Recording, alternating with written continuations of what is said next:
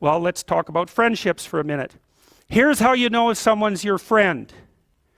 A, you can tell them bad news and they'll listen. They won't tell you why, you're stupid and why that bad thing happened to you and how something worse happened to them once and, derail the whole conversation. You can actually tell them bad news and they'll listen. So that's a good thing. And then this is a weirder thing. You can tell them good news and they'll help you celebrate. And that's a really good way of deciding who you should have around you. Because if you have someone around you, something good happens to you and you're kind of afraid to even admit it because, God, something good happened to you. It's like, you let that be known and it'll certainly be taken away. So, you come out and you sort of tell someone half-heartedly that something good happened to you and they give you a whack and then talk about, the great thing that happened to them 3 years ago. Or worse, the great thing that happened to someone that they knew 3 years ago. It's like, go away from that person. They're not helpful to you. And they're not helpful to themselves either. And so you want to surround yourself, you got to think about this. You got to surround yourself with people who want the best for the best part of you.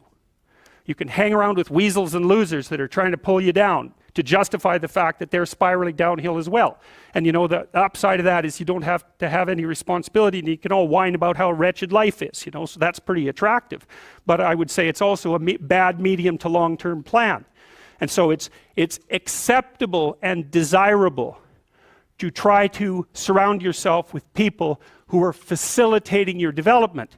And you might say, well, I've got people around, I know them well, they're not doing that well and they don't fit into that category. It's like,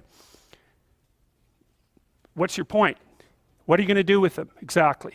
If they'll listen and cooperate with you and move towards a better future, great.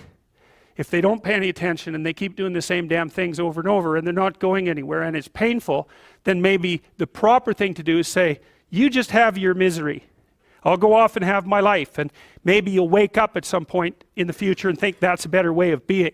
Because just putting up with it is, well, they call that enabling, right? You put up with that sort of behavior, you're providing tacit consent for it and even tacit approval. It's like, it's a bad idea. You have, I would say, both the right and the responsibility to surround yourself with people who are good for the best part of you.